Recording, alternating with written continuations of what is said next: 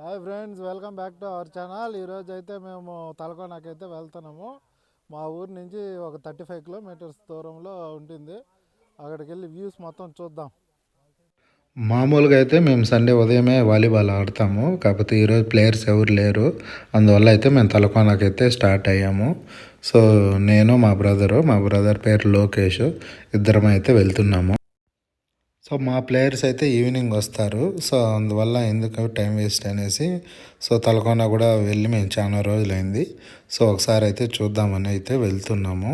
So మా ఊరు బాక్రాపేట నుంచి అయితే తలకోనకి అరౌండ్ 35 కిలోమీటర్స్ దూరం ఉంటుంది. సో 1 అవర్లో అయితే మేము అక్కడికి వెళ్ళిపోతాము.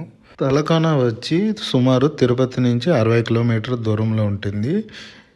ఇది ముందు చిత్తూరు జిల్లాలో ఉండింది. ప్రస్తుతం ఇప్పుడు తిరుపతి జిల్లా శ్రీ వెంకటేశ్వర నేషనల్ పార్క్ పరిధిలో ఉంటుంది. ప్రకృతి ప్రేమికులకు ఇది ఒక స్వర్గం లాంటిది. అయితే తలకోన గురించి పూర్తి సమాచారం ఈ వీడియోలో అయితే తెలుసుకుందాము. చివరి వరకు అయితే చూడండి. తలకోన ప్రత్యేకత ఏమిటండి? ఇది ఆంధ్రప్రదేశ్లోని అత్యంత ఎత్తైన జలపాతం.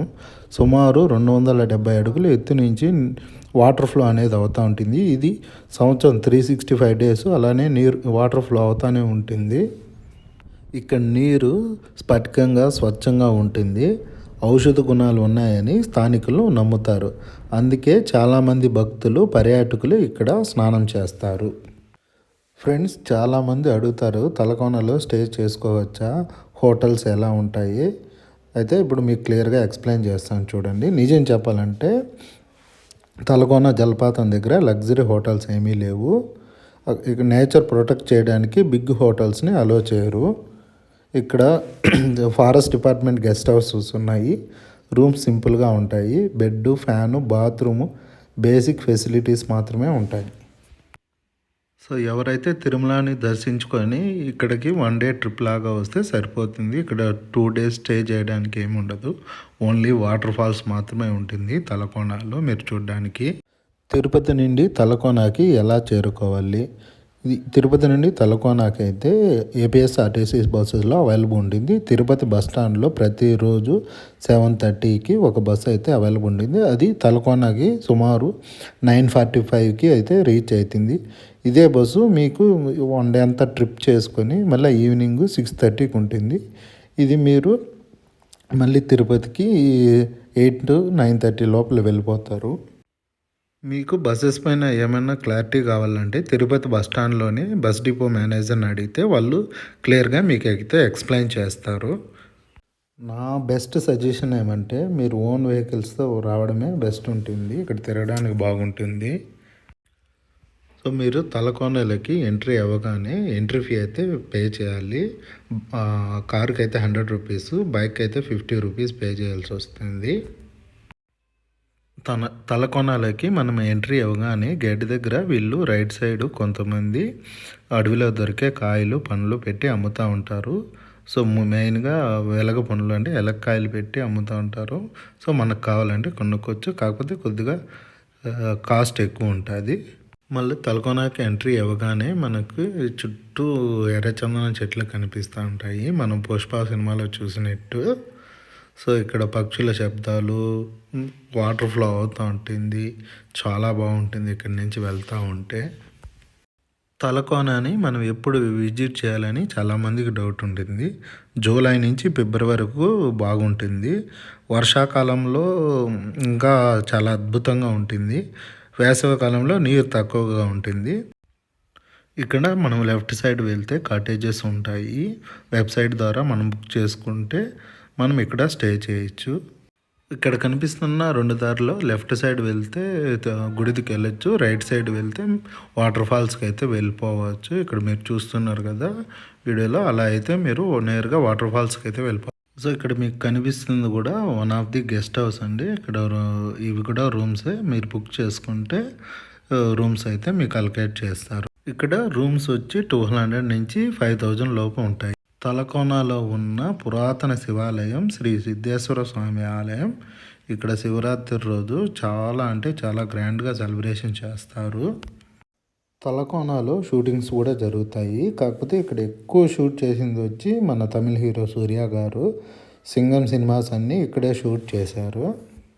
సో ఇక్కడి నుంచి మనం వాటర్ ఫాల్స్కి వెళ్ళాలంటే పర్ పర్సన్ 30 రూపీస్ ఉంటుంది.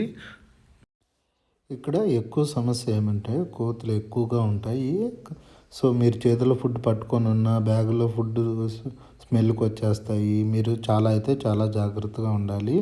వీలైతే ఒక కట్టి మీ చేతిలో పట్టుకొని ఉంటే మీ దగ్గరికి అయితే కోతులు రావు. మరీ ముఖ్యంగా ఏమంటే పిల్లల చేతికైతే స్నాక్స్ ఫుడ్ ఎటువంటి ఐటమ్స్ ఇవ్వకండి. కోతులు త్వరగా వచ్చి అటాక్ చేస్తాయి. కాబట్టి మీరు చాలా జాగ్రత్తగా ఉండాలి. కోతులు దగ్గరకు వస్తే భయపడకుండా స్లోగా మూవ్ అవ్వండి. మీరు భయపడితే అవి అటాక్ చేయడానికి చాలా ఈజీగా ఉంటుంది. సో సాటర్డే సండే అయితే చాలామంది ఇక్కడికి వస్తూ ఉంటారు. ఇక్కడ ఎక్కువగా తమిళియన్స్ అయితే విజిట్ చేస్తూ ఉంటారు. ఇక్కడ మీరు గమనించనైతే ఒక్కొక్క కార్ పైన అయితే ఒక్కొక్క కోతి అయితే కూర్చొని ఉంది. ఇక్కడైతే మా బైక్ అయితే పార్క్ చేసాము. సో మేమైతే పార్క్ చేసిన వెంటనే జిప్స్ అన్నీ ఓపెన్ చేసేస్తాము. సో జిప్స్ కనుక క్లోజ్లో ఉంటే కోతులు వచ్చి మొత్తం పెరికేస్తాయి. మాకు బాగా ఎక్స్పీరియన్స్ ఉంది. సో ఇక్కడి నుంచి అయితే ట్రెక్కింగ్ చేసుకుంటా పైకి వెళ్ళాలి. ఇక్కడి నుంచి అయితే అరౌండ్ 1.5 కిలోమీటర్స్ అయితే ట్రెక్కింగ్ చేయాలి. 1 వాటర్ బాటిల్ క్యారీ చేస్తే మంచిది. పిల్లల దగ్గర స్నాక్స్ అలాంటివి ఏమి ఇవ్వకండి, ఎందుకంటే కోతులు ఈజీగా అటాక్ చేస్తాయి. ఏమైనా స్నాక్స్ కానీ క్యారీ చేయాలంటే పెద్దవాళ్ళ దగ్గర మీ దగ్గర క్యారీ చేయండి. ఒక స్టిక్ అయితే ఎత్తుకోండి, చాలా బెటరు. కోతులు మీ దగ్గరకు అయితే రాకుండా ఉంటాయి. మా బ్రో అయితే ఫుల్ ఎంజాయ్ చేస్తున్నాడు.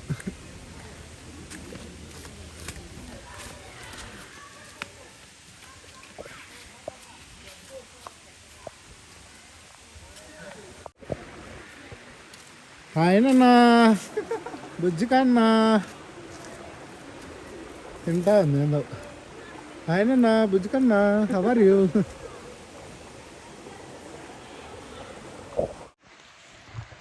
బ్రో మనం ఎన్నిసార్లు వచ్చింటాం తలకోనాకే? ఇది బ్రో ఇన్ఫినిటీ.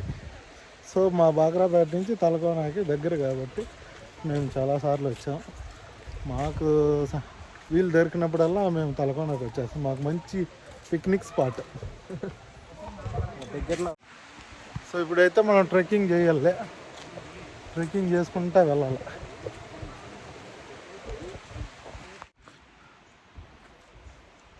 హాయ్ ఫ్రెండ్స్, ఎక్కుతున్నాం ఫ్రెండ్స్.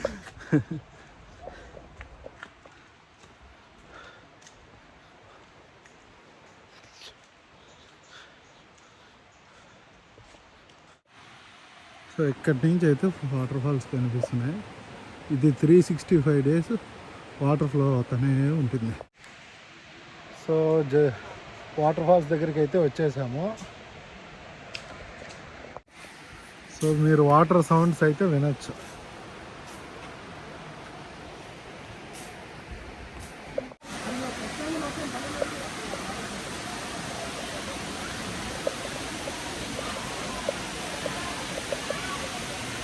జారుతుంది, నెమ్మదిగా వెళ్ళండి అటవీ శాఖ. ఇదిగో వాటర్ ఫాల్స్.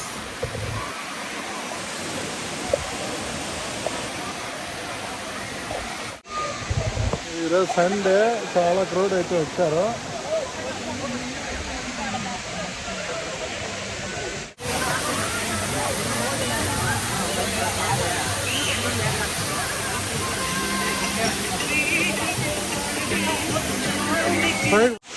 సో ఇప్పుడైతే మేము పైకి ఎక్కుతున్నాము.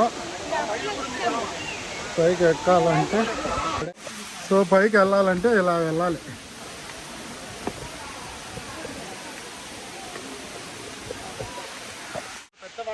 సో పైన వాటర్ ఫాల్స్కి సగం దూరం అయితే ఎక్కాము. సో ఒక్క బ్రేక్ అయితే తీసుకున్నాము.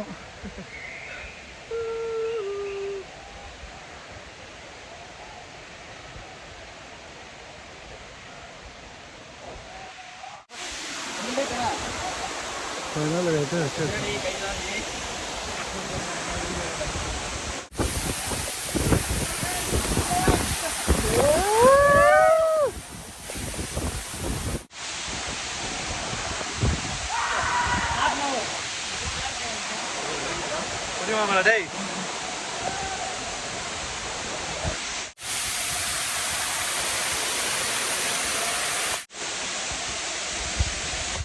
మా బ్రదర్ అయితే స్నానం చేయడానికి వెళ్తున్నాడు.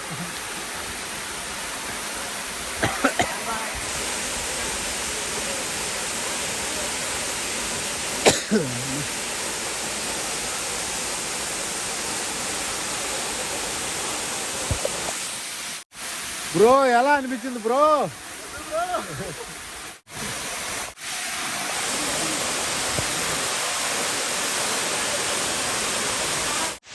బ్రో మునిగినప్పుడు ఎలా అనిపించింది బ్రో?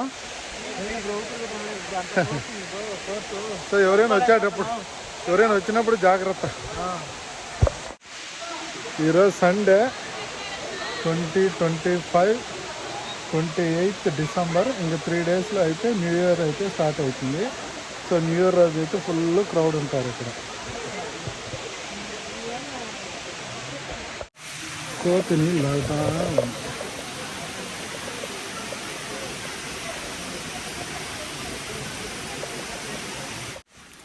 సో ఈరోజు అయితే చాలా వెహికల్స్ అయితే వచ్చినాయి. మన బైక్ అయితే స్టార్ట్ చేయ బ్రో. సో ఫ్రెండ్స్, ఈ వీడియో అయితే ఇంతటితో స్టాప్. నెక్స్ట్ వీడియోలో కలుద్దాం. Thank you for watching. Bye చెప్పి బ్రో. సబ్స్క్రైబ్.